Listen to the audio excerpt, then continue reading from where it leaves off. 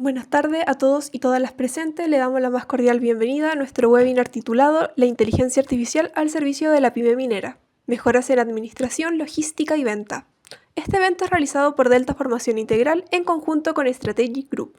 Estamos muy contentos de tenerlos aquí y los invitamos a seguirnos en nuestras redes sociales que podrán ver en sus pantallas. Nuestro objetivo es que con este webinar puedan adquirir nuevas herramientas y conocimientos prácticos, los cuales puedan aplicar en su día a día profesional. Durante el webinar podrán escribir sus consultas a través del chat y al finalizar la presentación, y si el tiempo lo permite, seleccionaremos alguna de estas para ser respondidas por el relator. Si tienen cualquier problema técnico, no duden en escribirnos en el chat. Yo junto al equipo de soporte estaremos disponibles para ayudarlos. Ahora, sin más preámbulos, permítanme presentarle a Daniel Valdés, quien es ingeniero civil en metalurgia y cuenta con una amplia experiencia en aplicación de tecnologías para la minería, como también aplicación de inteligencia artificial. Ahora, permítanme darles la bienvenida nuevamente y disfruten del webinar.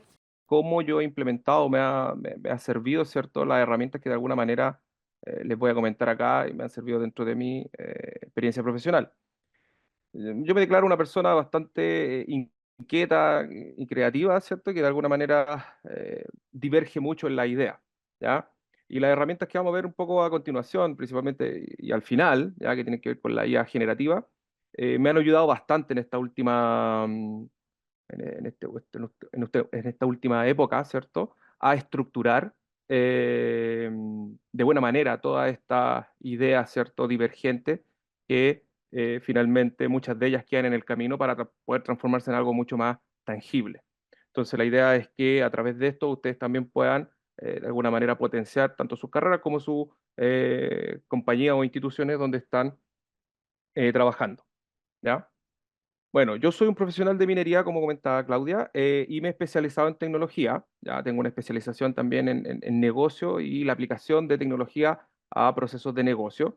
Y además tengo algunas, ¿cierto? No soy especialista, no soy programador, pero tengo algunos conocimientos, ¿cierto?, de lo que es ciencia de datos, ya, la cual también he aplicado. Actualmente me desempeño como consultor de implementación y desarrollo de soluciones tecnológicas para la minería, como también para otras industrias. Entonces, un poco para dar el contexto donde estamos en este momento, tiene que ver con lo que se llama la industria 4.0 y también vamos a entender que los entendidos, ¿cierto?, de estas clasificaciones, ¿cierto?, también están hablando actualmente de lo que es la industria 5.0. Pero dentro de lo que nos dejó, lo que nos ha dejado la industria 4.0 tiene que ver con todo el hecho de la facilidad de digitalizar, ¿cierto? La revolución de la digitalización y la automatización, la disminución de los costos, ¿cierto? De la sensorización a través de, yo probablemente ustedes los conozcan, los temas de IoT, ¿cierto? El Internet de las Cosas, el Big Data y la inteligencia artificial, ¿ya? Sin embargo, esta industria 4.0 ha creado también bastantes brechas y tiene muchos desafíos aún. Y los principales tienen que ver con, eh, todos sabrán, ¿cierto?, la existencia de tecnología ya establecida dentro de las compañías y cómo de alguna manera somos capaces de integrar estos nuevos conceptos, estas nuevas tecnologías dentro de las que actualmente se han sido legadas o existentes o heredadas, ¿ya? Y por otro lado, todo lo que tiene que ver con la capacitación, ¿cierto?, de la fuerza laboral, lo que significó, ¿cierto?, en un principio poder entender qué es lo que era un computador y cómo poder utilizarlo de mejor manera, o un software en particular, ahora con el bombardeo de tecnología de información al cual estamos expuestos, ¿ya? Por otro lado, ¿cierto?, por así decirlo, esta avalancha de información o de beneficios, ¿cierto?, y de expectativas que nos presenta el mercado con respecto a la inteligencia artificial, la ciencia de datos, machine learning, etcétera, tiene altos costos de implementación y no necesariamente tiene un beneficio instantáneo, que es lo que nos encantaría a todos, sino que es tangiblemente medible al mediano o largo plazo, ¿ya? Y dentro de esos son principalmente los desafíos y un poco comentarles lo que se viene o lo que están comentando con respecto a la industria 4.0, que es un nuevo concepto, perdón, 5.0, que es un nuevo concepto que finalmente, para mi gusto, ¿cierto?, viene a especializarse en estas deficiencias, ¿ya? Y lo que busca la industria 5.0 es crear, ¿cierto?, esta sinergia o esta suerte de sinergia entre el humano y la máquina. No reemplazar funciones, sino que beneficiarse una de otra, ya que vamos a entender que hay muchas cosas que son netamente humanas y van a seguir siendo netamente humanas y otras que pueden ser solventadas, ¿cierto?, por una máquina o una solución digital. Sin embargo, aquí también existen desafíos, ¿cierto? Cómo equilibramos esta eficiencia, ¿cierto?, entre las máquinas y los seres humanos y cómo generamos confianza, que también es un tema importante de entregar la confianza para que una máquina tome una decisión que pueda ser importante para el negocio, ¿no? Si nos vamos a la historia y al concepto de lo que es la inteligencia artificial, podemos decir que la inteligencia artificial es un subconjunto, ¿cierto? Un campo particular de la ciencia de la computación y como tal nace con ella, ¿ya? Pero que se orienta a crear sistemas o soluciones que están más orientadas a replicar, ¿cierto? Tareas que podría realizar un humano y que tienen ciertas componentes como desarrollar cierto, o que apliquen cierto aprendizaje, un razonamiento o aspectos de la percepción, ¿ya?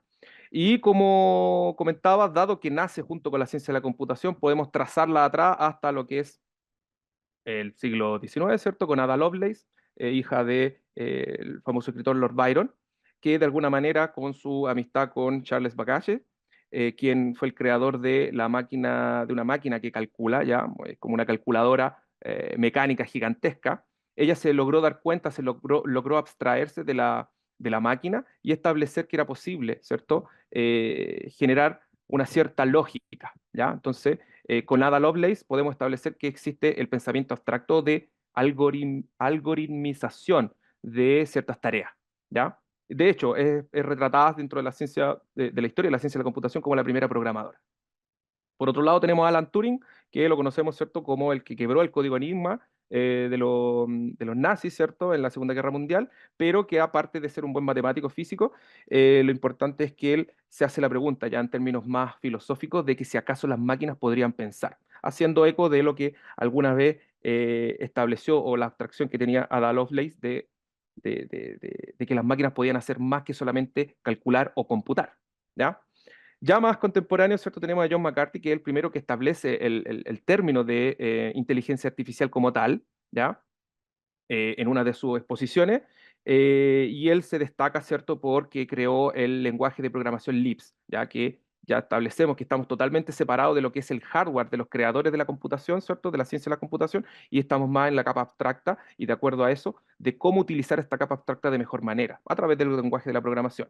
Y a través de eso que en la época de 1960, ¿cierto?, con Joseph Weizenbaum, se crea el primer chatbot. Ya podríamos decir que es la primera interacción a través de un lenguaje relativamente natural entre el humano y una máquina. Entonces ya estamos hablando en esta época de que toda esta línea de tiempo decanta en que estamos utilizando ciertos aspectos de lo humano, pero con las máquinas.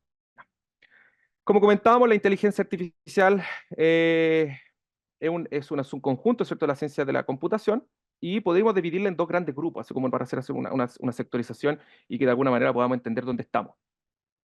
En la IA o la inteligencia artificial fuerte o basada en el conocimiento, que principalmente es mucho más compleja porque tiene aspectos que abarcan muchas otras ciencias, no necesariamente de la matemática, ¿ya?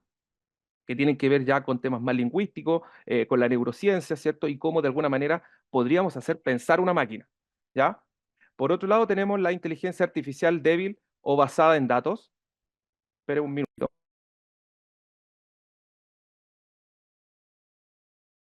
Muchas gracias. La inteligencia artificial débil o basada en datos, que es la que finalmente vamos a ir describiendo a lo largo de esta exposición, y que finalmente no es nada más que algoritmos bien estructurados que pueden hacer cosas en particular, ¿ya?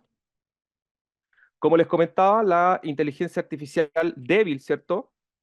Por así decirlo, es la que está basada en algoritmos e instrucciones sistemáticas que son previamente definidas y que realizan una determinada tarea.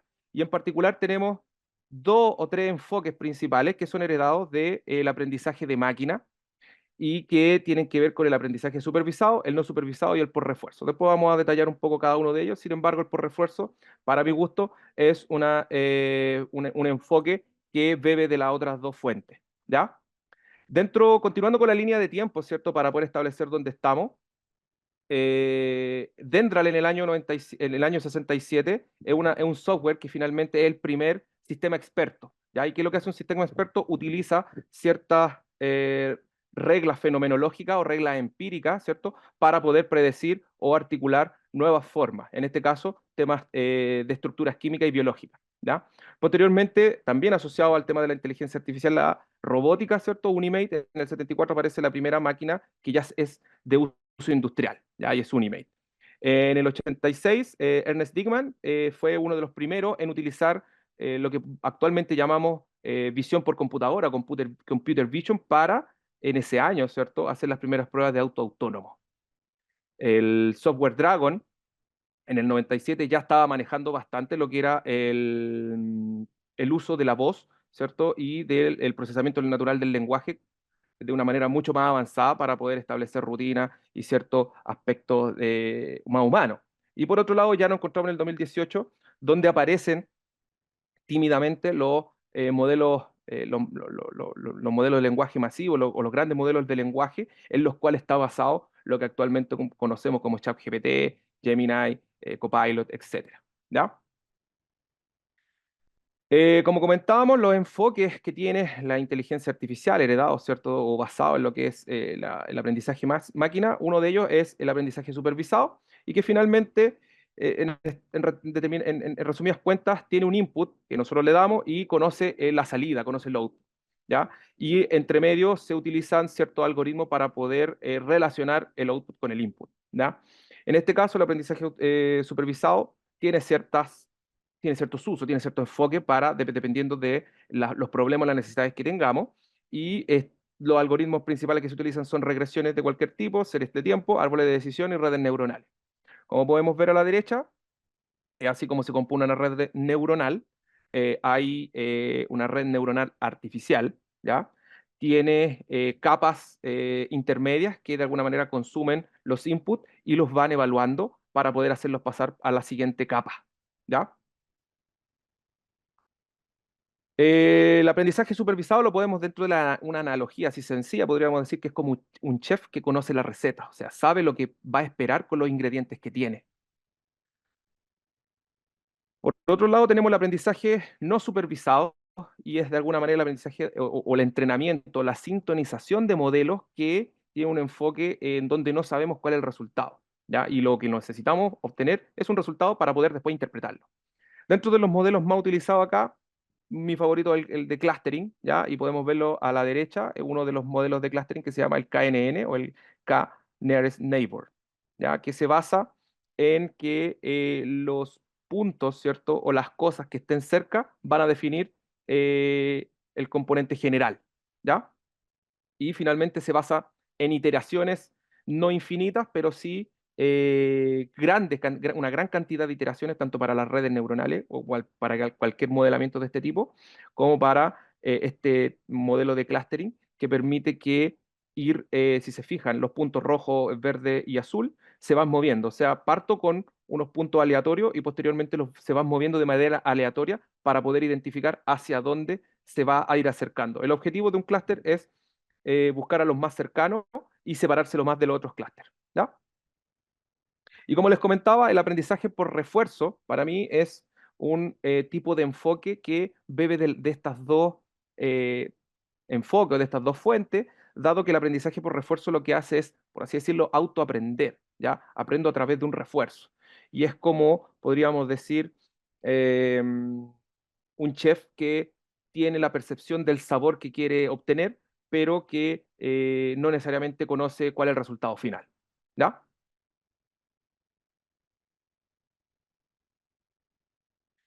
Ahora, dentro de esto, del avance, ¿cierto? De estos métodos, estos enfoques de modelamiento, ¿cierto? Que hablamos, el aprendizaje supervisado, no supervisado por refuerzo, aparece también lo que son actualmente, ¿cierto? La inteligencia artificial generativa, ya que es un tipo de inteligencia artificial que su objetivo es generar contenido original, pero sin embargo esta se basa, ¿cierto? En diferentes algoritmos y la idea acá es explicar un poco de qué se trata cada uno de ellos.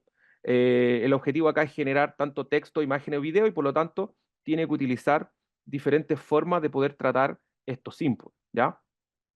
Aquí hay un algoritmo que yo utilizo bastante que tiene que ver con el modelamiento de tópicos, ¿ya? Que a través del modelo Latent Dirichlet Allocation, que lo que hace se basa, primero que todo, en que un texto cualquiera, ¿ya? dentro de ese texto existen subconjuntos de temas, ¿ya? En un mismo texto, ¿ya? Y esto está asociado a bolsas de palabras. O sea, tengo una palabra principal que está asociada a otras palabras y que asumo que se va a ir repitiendo de alguna manera durante el texto, ¿ya? Y así pueden salir diferentes otros grupos o bolsas de palabras, como le llamamos. Entonces, finalmente lo que hace el algoritmo es identificar estos grupos, estas bolsas de palabras y después seleccionarlo a través del texto y establecer su frecuencia. Esto nos permite identificar de qué estamos hablando, ¿cierto? Y de alguna manera le va a ser un input, ¿cierto? Dentro de la estructura de lo que es la inteligencia artificial generativa. Y por otro lado, algo también súper interesante de revisar tiene que ver con el tratamiento de imágenes o videos, ¿ya? Siendo que los videos son imágenes en una cantidad de tiempo.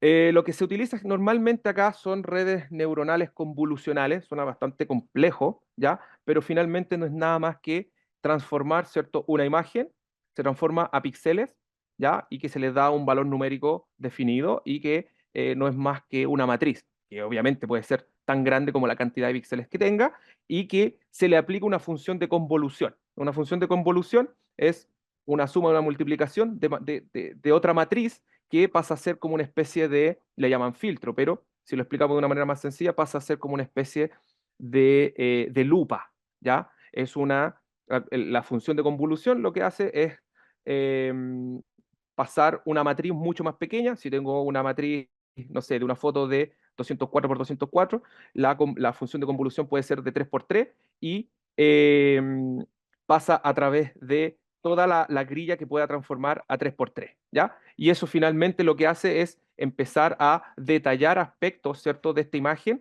a través de los números. Y con esto ya es posible, ¿cierto?, dentro de las capas que puede tener una red neuronal, como mostré anteriormente, va a ir avanzando a través de los nodos, ¿cierto? Y las capas, y finalmente permitir la clasificación. Como les comento, o sea, las redes neuronales y este tipo de modelos perdemos mucho la percepción física de lo que está ocurriendo dentro, y es uno de los también desafíos que tienen quienes estamos utilizando esta herramienta, ¿ya? Dentro de lo que es la IA generativa, también hay que entender que esto, como les comentaba, se basa en estas técnicas anteriormente descritas, pero también en las que están actualmente de moda, como los GPT, ¿cierto? Que vienen de transformadores generales preentrenados, están asociados a redes que han sido entrenadas con textos, ya con una infinidad de textos, bibliotecas de textos. De hecho, hay también temas éticos entre medio de ¿cómo se llama?, escritores que están, eh, que están trabajando ciertas demandas con respecto eh, a este uso, ¿cierto? Eh, Dado que podría violar los copyright, ¿ya? Pero sin ir más lejos, ¿cierto? Los transformadores son eh, cierta estructura, ¿ya? El algoritmo que les mostré anteriormente lo que me permite es identificar eh, tópicos o temas dentro de un texto genérico, y los transformadores es una estructura que me permite, por así decirlo, darle memoria a lo que estoy conversando. Hay que entender que la visualización de esta herramienta actualmente a través de un chat, y por lo tanto al chat no se le tiene que olvidar lo que estábamos conversando 3 chats más arriba, ¿ya? Y eso ha sido bastante importante dentro del crecimiento exponencial del uso de esta herramienta. Lo otro importante es que, dado que son preentrenados, ya tienen ciertas opciones de ir construyendo las frases, ¿ya? O como pueden ver a este lado derecho, ¿cierto? Yo parto con parte con una respuesta que puede ser érase, ¿cierto? Y va a buscar dentro de lo que aprendió anteriormente, ¿cierto? De que la siguiente palabra va a ser érase una vez, ¿ya? No érase en el tiempo, no era la reina, o no era, ¿ya? Lo otro importante es que estas herramientas, ¿cierto?, se basan en una estructura, no es un solo algoritmo, son varios, y están estructurados de una manera que le permita, ¿cierto?, partir con una red generadora que puede generar algo completamente al azar, y que posteriormente viene una red discriminadora que toma ese hecho al azar y que también está entrenada con información real, y finalmente entrega así un output que sea coherente, ¿ya? Y esto de alguna manera permite que la red vaya aprendiendo y se autoalimente. O sea, Yo aprendí que esto no era correcto, la red generadora degeneró algo, la red discriminadora dijo que no era lo que correspondía y volvemos al loop nuevamente. Y eso hace que la herramienta, como han establecido muchos críticos, ¿cierto?, sea cada vez más inteligente.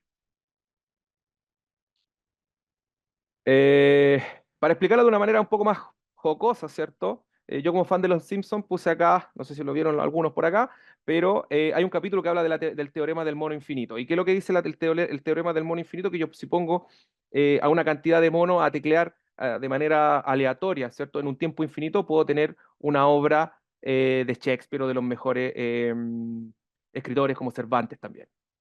¿Ya? Sin embargo, en el caso de los GPT o las redes generativas preentrenadas, ¿cierto?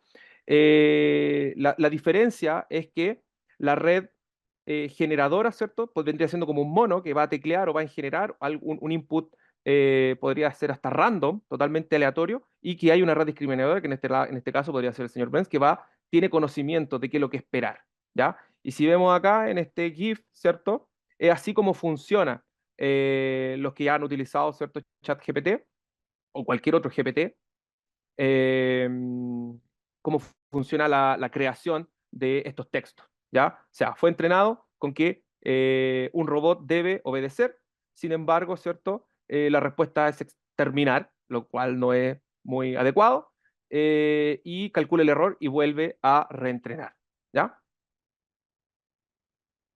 La diferencia, ¿cierto?, del teorema del mono infinito con la red generativa es que la red generativa es preentrenada. Es como que el mono que está ahí está de fumar. Probablemente podríamos decir que sabe también, tiene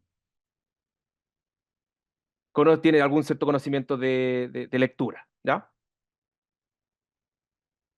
Bueno, entonces, con esa express, ¿cierto?, explicación, no pretendo ser ningún especialista en esto. Yo sé que detrás de los conceptos que hemos conversado, que les he tratado de explicar, hay mucha teoría al respecto y yo no soy el especialista en ello, pero sí yo he aplicado eso. Por lo tanto, acá donde quiero explayarme un poco más. Eh, Dado que conversamos que la inteligencia artificial lo que busca es emular, ¿cierto?, actividades o tareas que puedan ser desarrolladas solamente por humanos, podríamos decir que las modelos o el uso de modelos que están más relacionados con los sentidos de los seres humanos son los que podrían estar más relacionados con la inteligencia artificial. Dentro de eso, el procesamiento del lenguaje natural, ¿ya? O el NLP en inglés, es el que está encargado, ¿cierto?, de entender, ¿ya? Como el algoritmo que les presenté anteriormente, qué es lo que se está escribiendo, qué es lo que pretendo escribir o cómo entender un texto, ¿ya? En lenguaje natural, totalmente abierto, tan poético como uno quisiera. Y este tipo de algoritmo o este tipo de técnicas nos permite, para el área, supongamos, de venta o comerciales, nos permite sectorizar, ¿ya? Podríamos segregar clientes, podríamos segregar competencias, podríamos segregar o separar o entender cualquier tipo de documento, ¿ya? Proyectos, informes de turno, informes de falla, podríamos analizar cualquier tipo de texto, el cual de alguna manera tenemos que ordenarlo, ya en el sentido de ordenarlo como un set de datos, o sea, tabularlo en fila y columna. Para lo cual yo he utilizado este texto, estos métodos principalmente es para la detección de temas, para que principalmente puede ser detección de aspectos, necesidades o requerimientos de cliente, agrupar clientes, ¿cierto? Y para temas un poco más estratégicos como reconocimiento, ¿cierto?, de análisis de mercado, ¿cierto? Entender para dónde va la industria y dónde está mi compañía, ¿ya? Desde el punto de vista de segmentación de cliente, todos los comerciales, ¿cierto? Lo que hemos sido comerciales en algún momento, sabemos que podemos tener listas infinitas de clientes que no están estructuradas de ninguna manera, que solamente tenemos un nombre, tenemos probablemente un cargo, quizá una descripción, un número de teléfono, ¿ya? Sin embargo, ahora tenemos al alcance de la mano, ¿cierto? Páginas o redes sociales que pueden suplir muy bien toda esa información, ¿ya? Entonces, en este caso yo pongo un aspecto que utilizamos fue en LinkedIn, hacer una recopilación de perfiles, ¿cierto? Empezar a barrer perfiles, establecer, sacar el nombre, cargo, ¿cierto? O descripción de lo que es, de lo que hace, quizá empresa donde trabajó, ¿ya? Con el objetivo de empezar a generar por así le llaman en temas de marketing, un shopper persona, ¿ya? Alguien que va a comprar algo, ¿ya? En este aspecto, el objetivo era buscar a través de esta concatenación o esta agrupación de descripción de una persona, qué es lo que hacía, ¿cierto? Y por lo tanto, qué es lo que se le podía ofrecer, ¿ya? Entonces, dentro de este aspecto, así se ven los resultados, por así decirlo, de una, de una agrupación a través del algoritmo NLP, no, del algoritmo LDA, ¿ya? Latent Dirichlet Allocation, donde acá identificamos dentro del grupo, ¿cierto?, de datos que tuvimos, pudimos agruparlo en cuatro aspectos o cuatro negocios, nosotros lo llamamos, que finalmente tres de ellos podían estar alineados con lo que entregaba la empresa y uno de ellos finalmente no era necesario. Teníamos un set de datos o teníamos clientes que nunca probablemente le íbamos a poder vender nada, ¿ya? Y esto es bastante enriquecedor, dado que con eso nosotros podemos ajustar los esfuerzos de venta. Todos sabemos que la empresa, sobre todo las más pequeñas, ¿cierto? No estamos gastando o no tenemos lo suficiente espalda financiera para poder eh, desgastarnos con visitas que no nos van a generar ningún lead o ninguna prospección, ¿cierto? O prospecciones vacías, ¿cierto? Entonces el objetivo acá es enfocar los esfuerzos donde sabemos que tenemos agua en la piscina para poder vender, ¿ya? Entonces era importante entender que habían personas, ¿cierto?, que estaban relacionadas con el mundo del agua, con el mundo de los temas ambientales y por lo tanto yo no le iba a ofrecer temas de reactivo de flotación. Y por otro lado, teníamos gente que estaba relacionada con las plantas concentradoras, que estaba relacionada con las plantas de flotación y por lo tanto no le iba a entregar, ¿cierto? Reactivos de lixiviación o de extracción por solvente, etcétera, ¿ya? Y aquí a la derecha podemos ver ya que cómo se ve, ¿cierto? Las primeras agrupaciones que hacen estos algoritmos son a través de las palabras que yo le paso, o sea, le paso estos grupos de palabras, en este caso le pasamos como grupos de palabras las descripciones de los clientes, o lo que ponían como descripción más su cargo. Todo eso concatenado, sumado, y finalmente a través de todos esos datos hace una agrupación y me dice, ¿sabes qué? Estas son las palabras que más se repiten y estas son las personas que están asociadas a cada uno de esos grupos, donde esas palabras que más se repiten. Y ahí hay que tener un poco de creatividad porque las palabras que más se repiten están totalmente dispersas, inconexas, pero que de alguna manera nosotros, a través de la lógica de negocio, ¿cierto? La lógica más humana, le podemos dar un sentido práctico, ¿ya? De la misma manera, utilizando estos algoritmos de procesamiento de lenguaje natural, lo que se hizo fue hacer un análisis de mercado, ya analizar la competencia, a ver cuántas en el ámbito de la industria de los bienes y servicios ambientales, cuántas empresas habían, ¿cierto? Y con quiénes de alguna manera este cliente estaba compitiendo, ¿ya? La información, ¿cierto? Está en Internet, igual que, como les comenté en LinkedIn, acá tenemos una empresa, ¿cierto? Que tiene ciertos servicios y que yo podría pasarme a mano, ¿cierto? Empresa por empresa, cada uno sabe con quién compite y podría agruparla y establecer un set una cantidad de datos que se pudiesen ordenar para poder ser consumido, ser utilizado a través de estos algoritmos, ¿ya? Acá lo que yo usé fue una técnica que se llama Scrapping Web, que lo que hace es automáticamente pasar, ¿cierto? Por página, de las páginas que yo le indique, ¿cierto? Y extraer toda la información que puede extraer de esa página web. Información totalmente gratuita y libre, ¿ya? Que está, de hecho, a disposición para todos los que quieran navegarla. ¿Qué se hace con esta información? Como les comenté también anteriormente, pasarla, ¿cierto?, a este formato de análisis de datos, de estructura, finalmente una maraña de conceptos de palabras que finalmente pueden ser agrupadas, ¿ya? Perdón. En este caso, esa maraña de datos, nosotros la pudimos agrupar en 7 grandes grupos, ¿ya? Que si lo vemos ahí podemos notar que hay varios que son bastante separados. Y eso tiene que ver con las palabras que se repiten, ¿cierto? Con la frecuencia de las palabras, ¿ya? Y con su relación con otra. Y podemos de esa manera, ¿cierto? Dentro de la industria de los bienes y servicios, ¿ya? Que no necesariamente las clasificaciones que hacen los estudios de mercado normal están dentro de la índole que yo estoy buscando como usuario, ¿ya? Sino que bien segregan el mercado a través de cantidad, de ventas, de facturación, que no me dice mucho, pero sí esto me permite decir, ¿cierto?, qué servicios son los que está entregando cada una de estos grupos de empresas, ¿ya? Y dónde está mi empresa, dónde podría estar. Entonces puedo decir que hay empresas que están orientadas a los servicios de evaluación a la evaluación y construcción, otras que están principalmente en estudio de tramitación y gestión ambiental, otras que hacen ambas, ¿ya? Otras que hacen arriendo de equipo, etcétera. Y finalmente, como les comentaba, ¿qué me permite establecer eso? Oye, que mi empresa probablemente está por acá, dentro de todas las 99 empresas, y puedo decir, oye, ¿sabes qué? De estas 99 hay 54 que tienen una proximidad, ¿cierto? Que podríamos ser que son competencia relativamente directa, y hay 15 que finalmente yo podría declararme como competencia directa porque tenemos servicios, productos y servicios que son muy similares, ¿ya? Otra vez, como les comento, ¿qué nos permite esto? Enfocar la estrategia de marketing o de venta de la compañía, de desarrollo de producto, nos permite enfocar la oferta, enfocar nuestra oferta de valor, ¿cierto? Mejorarla, diferenciarnos, ¿ya? Nos permite priorizar inversiones, es decir, a dónde le voy a poner las lucas, o sea, si es a dentro de lo que podamos diversificar una empresa, quizá hay empresas dentro de la mediana y pequeña empresa que son muy diversificadas y podríamos hacer un análisis para establecer dónde poner esas inversiones. O detectar nichos, ¿cierto? Que de alguna manera todo este resto de empresas están completamente desatendidos, ¿ya? Y que de alguna manera yo, a través de mis capacidades internas, podría solventar. Dentro de esa misma lógica que comentamos anteriormente, que tiene que ver eh,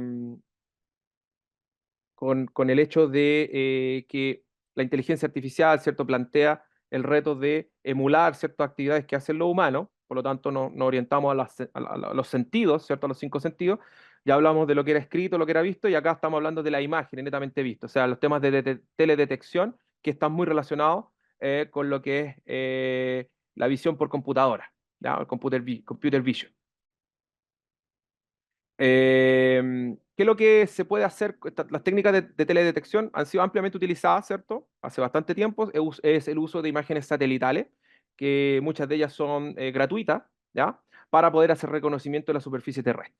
Existen muchas imágenes, tanto de elevación como de imágenes espectrales, hiperespectrales, que nos permiten ver eh, las frecuencias R, B y G del espectro visual, ¿cierto? Por lo tanto, existen también lógicas donde yo puedo generar ciertos índices espectrales para detectar eh, eh, forestación, por poner un ejemplo. Y como vimos anteriormente, esta imagen o cualquier imagen puede ser pasada a una matriz o una grilla, ¿cierto?, de parámetros numéricos que finalmente se transforma, ¿cierto?, en un problema algebraico matemático, ¿ya? Y cuando yo soy capaz de hacer eso, le puedo aplicar ya técnicas un poco más complejas, como el hecho de incorporar teoría de grafo. ¿Qué es lo que es la teoría de grafo? Lo que me permite relacionar nodos y aristas, ¿cierto? Que en una imagen yo podría detectar patrones de una calle, ¿ya? Patrones de humedad, eh, tránsito, por dónde se mueven los clientes, etcétera, ¿ya?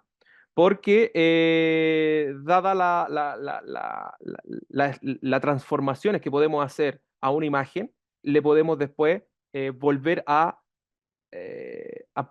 podemos procesarla, ¿cierto? Una vez que ya es numérica, podemos procesarla con técnicas numéricas, análisis de grafo, clusterización o incluso otras redes neuronales. Dentro del uso de estas técnicas, ¿cierto? No sé si acá hay empresas que están relacionadas con el transporte personal, pero sabemos que el transporte personal es importante, ¿cierto? Para diferentes industrias. La minería, ¿cierto? Está asociada a ciertos beneficios también de llegar temprano, tanto productiva como financieramente. Y acá el desafío fue que se quería planificar de mejor manera la recogida de los viejos, como lo llaman, ¿ya? Y para ello se hizo una captura de toda la información geolocalizada de los buses en un periodo, ¿ya? Esto es una ubicación GPS normal de la vida, ¿ya? con el objetivo, ¿cierto?, de poder predecir o poder, en este caso, establecer una ruta eficiente o lo más eficiente posible en base a la historia, ¿ya? O sea, si yo dentro de mi historia de viajes puedo identificar cuál es la ruta que me demoré menos, esa es la que voy a tomar como estándar. Y esto es lo que hicimos acá. Entonces, se tomaron los datos de estos GPS, finalmente se traspasaron, los datos GPS son puntos que pueden estar o no pueden estar relacionados a una calle, ¿ya? Pero para el hecho de planificar rutas sí tienen que estar relacionados con una calle, y ahí es donde utilizamos, ¿cierto?, mapas que están disponibles, ¿ya?, que se llaman maestros de mapas, que de alguna manera eh, están actualizados con las rutas, perdón, con los nombres de las calles, intersecciones, etcétera, ¿ya? Y acá, si se fijan en la imagen negra, donde nosotros podemos ver, ¿cierto?, cuántas fueron las rutas, ¿ya?, que se generaron. Perdón, a la izquierda acá está lo que eran los puntos GPS, ¿cierto? Latitud, longitud, y después la cantidad de rutas que fueron clasificadas, ¿ya? Fue un periodo de prácticamente 6 a 8 meses de datos, ¿ya? Y de esos 6 a 8 meses de datos eran viajes de ida y vuelta por día, perdón, por turno, por lo tanto era un set importante de información que finalmente decantó, donde nosotros pasamos los datos GPS, los transformamos a una ruta, ya una ruta con calles específicas, y después las rutas que eran similares o pasaban por las mismas zonas dentro de un rango, ¿cierto?, que se da de umbral, fueron agrupadas a través de una clasificación que probablemente en este caso fue un KNN, como mostré anteriormente. Entonces, pasamos de un dato que es visual, de un plano, de una foto, a un nivel numérico, que es como el algoritmo que mostré anteriormente. Entonces se agruparon. ¿Y qué encontramos? Que existían tres rutas, ¿ya?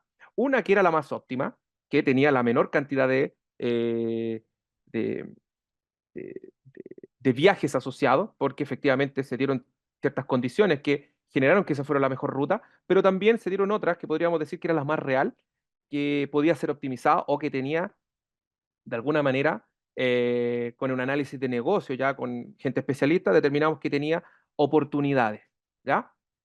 Si se fijan en la imagen de la derecha, donde están los puntitos un poco más naranjos, así como un mapa de calor, podemos ver que están identificadas estas tres rutas, en color medio rosado, sí, medio rojo, medio rosado, un amarillo y uno azul.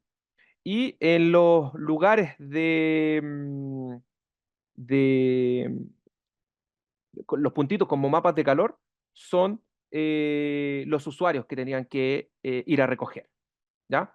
Entonces, si se fijan, esto de alguna manera nos permite establecer por dónde pasar. Existen rutas que nadie planificó, ¿cierto? Se dieron cuenta de que nos estábamos demorando mucho tiempo en ciertas zonas porque probablemente estaban esperando gente que estaba muy agrupada, entonces nos permite hacer una planificación posterior, ¿cierto? Tanto de los nuevos viajes como también de las zonas donde se van a recoger personal. Quizá con este análisis de hecho, salió como una observación, eh, se podían identificar nuevos paraderos, ¿ya?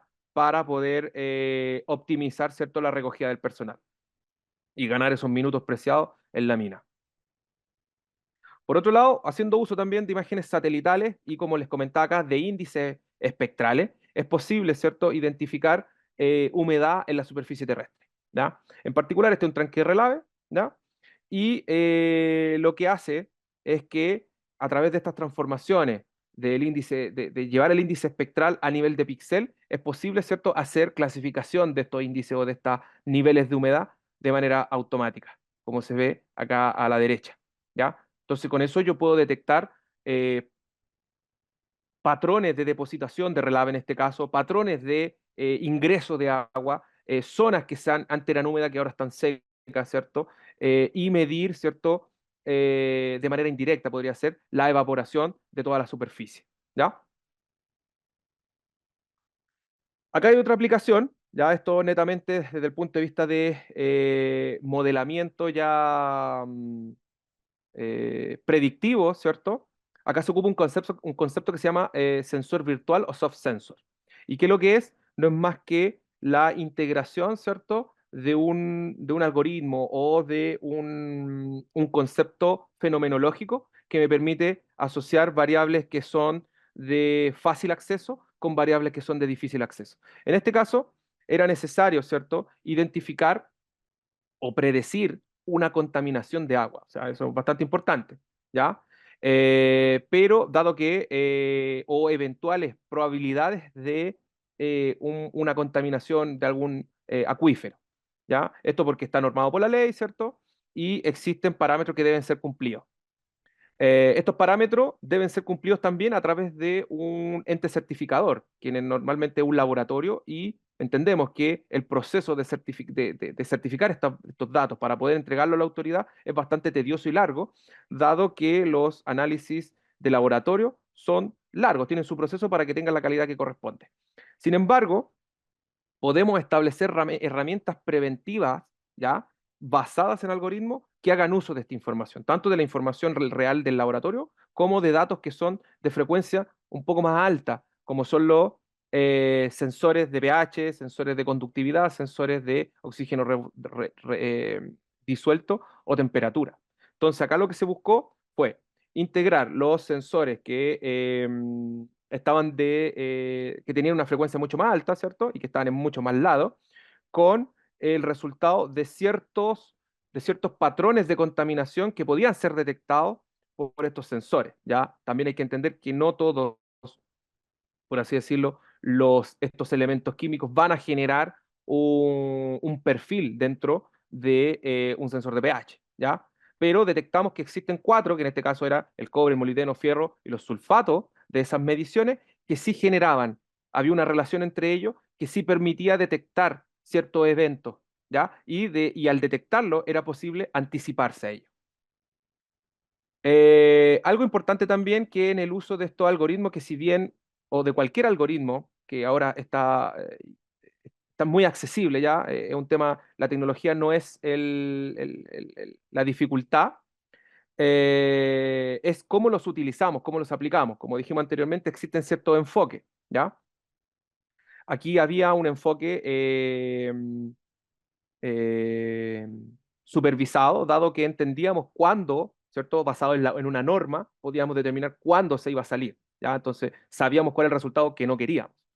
Entonces, sin embargo, acá si bien pueden ver que la certeza de este resultado no era tan alta quizás como podríamos esperar de algún otro algoritmo o como podría esperar un especialista en este tipo de datos, desde el punto de vista de negocio sí era valorado, ¿ya? Porque es preferible anticiparme a un evento, aunque sea falso, que anticiparme que no anticiparme, que no hacer nada, ¿ya? La contaminación de un río, la contaminación de cualquier caudal es bastante grave, entonces puede impactar a mucha más gente. En el caso de la salud también es súper clave esto, ¿ya? Entonces ahí también existen ciertos aspectos que más allá de utilizar o la facilidad de utilizar, no sé, redes neuronales, ¿ya?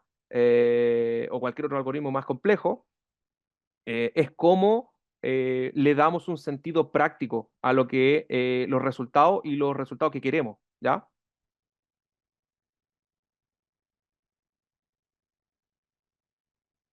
Ahora, algo que quizá no les va a gustar, ¿ya? A los que no están muy, o se quieren subir a esta ola de alguna manera, pero hay ciertos costos que hay que entender que son básicos, ¿ya?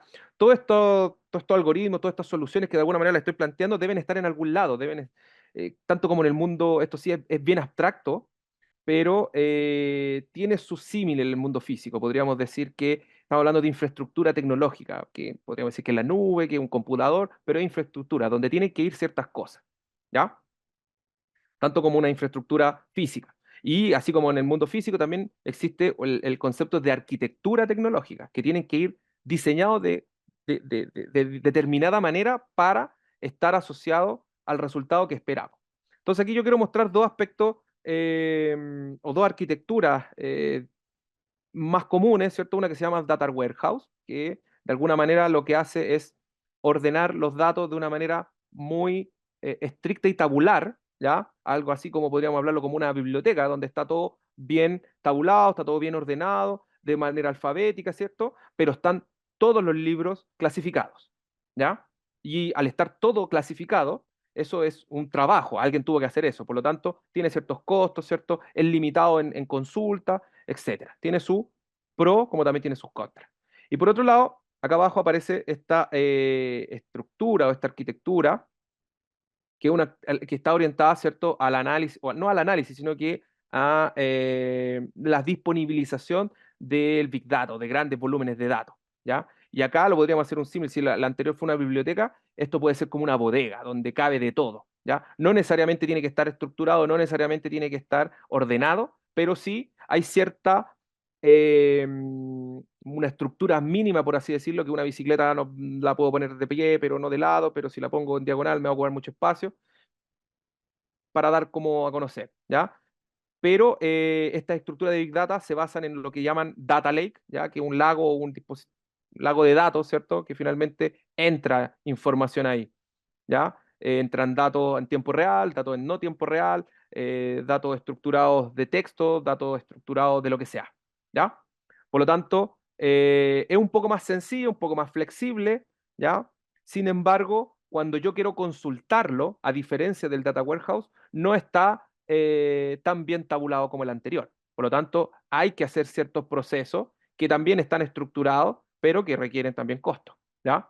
Pero para mantener datos es una de las estructuras más sencillas, ¿ya? Ya. Entonces, yendo a lo que es, lo que está, por así decirlo, para irnos a la cresta de la ola, ¿ya? Lo que es el uso de los GPT, ¿cierto? Muy de moda ahora, la inteligencia artificial generativa. Muchos de ellos, ¿cierto? O la mayoría, ¿cierto? Utiliza lo que se llama el prompt. Y el prompt no es más que una instrucción. Y tal cual como muestro acá, ¿cierto? Me gustó mucho esta imagen, que tiene que ver que eh, como el genio de la lámpara, ¿cierto? Y como una película que me recordó mucho también cuando vi esa imagen, que se llama Al diablo con el diablo, eh, hay que ser precisos en lo que quiero o en lo que deseo, en el caso de un genio, para que me entregue el resultado que estoy esperando, ¿ya? Si yo escribo cualquier barbaridad, me va a entregar cualquier barbaridad y le va a dar cierto contexto que puede ser hasta chistoso, ¿ya? Pero si yo le quiero que me sorprenda, me puede entregar un texto poético, como me puede entregar no sé, una entrevista a un extraterrestre, ¿ya? Me voy a sorprender por los dos, pero de diferente manera. Entonces, es muy importante ser bastante preciso a la hora de estar interactuando con este tipo de herramientas, ¿ya? Que es súper potente, como explicaba en la reflexión del principio, nos permite estructurar muchas cosas, ¿ya? De hecho, yo lo utilizo mucho para eso, para estructurar ciertos aspectos, ¿ya? También te sirve para adelantar ciertas tareas de brainstorming, ¿ya?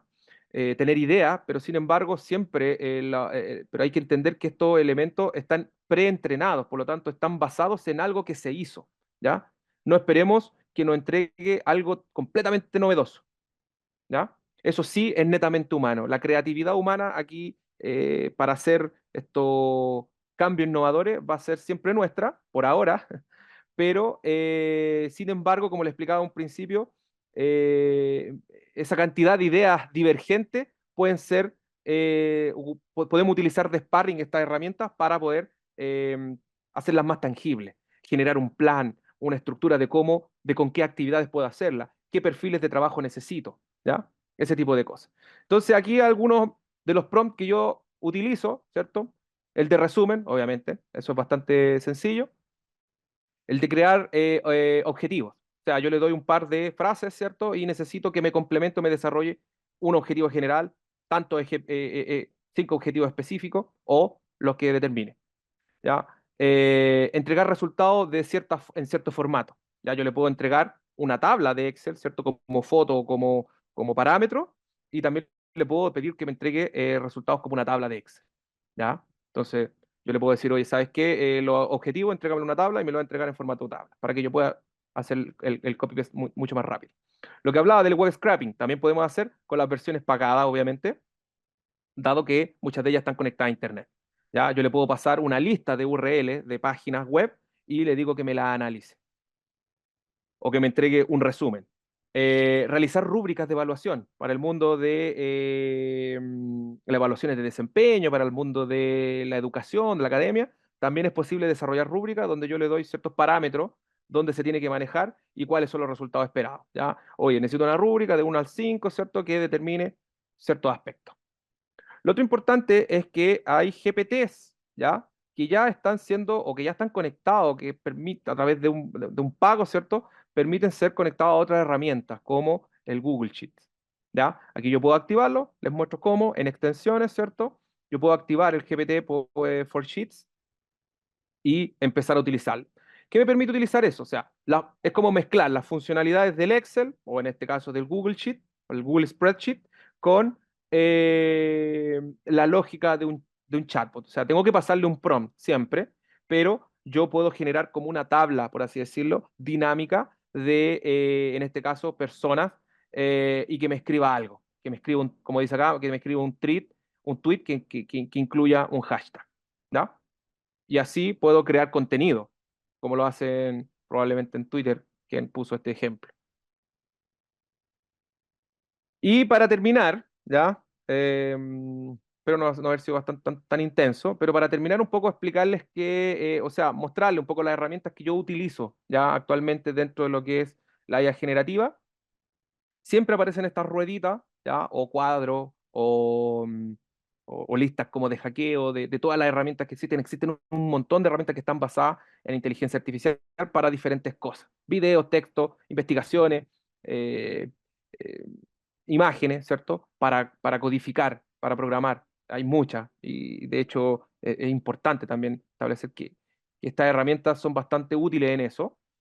Pero las que yo he usado son estas que están acá, en tres ámbitos principalmente. Diseño, ¿ya? Ocupo Canva y Visibly. Canva tiene una funcionalidad de imaginar, de desarrollar, de crear imágenes eh,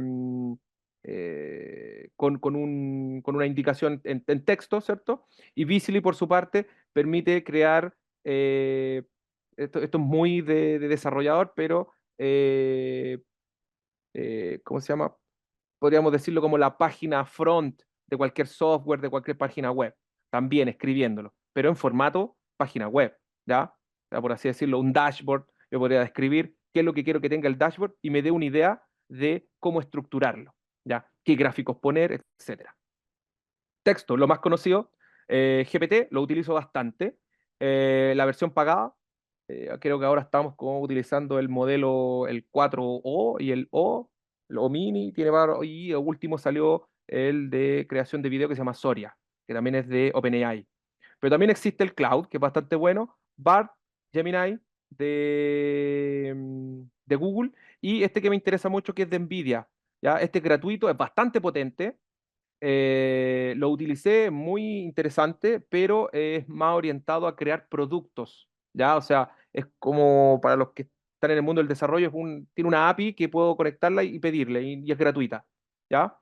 Y está basado con toda la potencia de NVIDIA, ya que NVIDIA de alguna manera debe estar en todas las infraestructuras de estos otros. En temas de imágenes he utilizado Adobe Firefly, es bastante limitado, por así decirlo. Midjourney y Daily. Daily depende de OpenAI. Tampoco me gustó mucho. El que más me gustó fue Midjourney. Es más realista, por así decirlo. Si uno le empieza a indagar en ciertas cosas.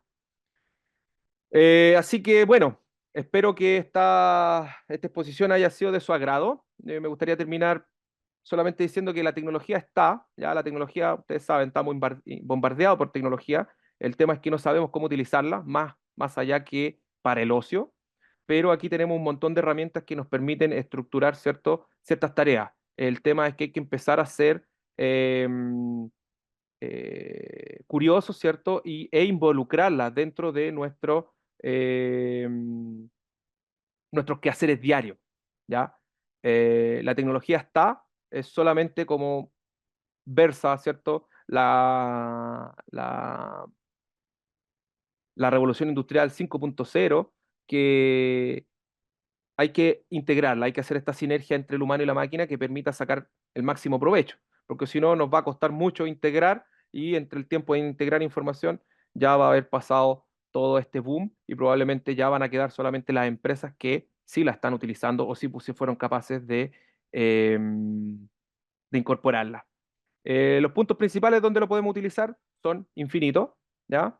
Los que yo les mostré principalmente a temas estratégicos, ¿cierto?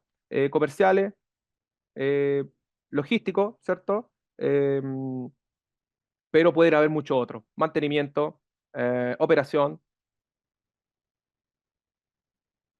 cocina, ¿cierto? Como los chicos de Notco, que ellos ya cambiaron su modelo de negocio, ya no crear productos, sino que a vender este algoritmo, ya que es como un chef. Y eso.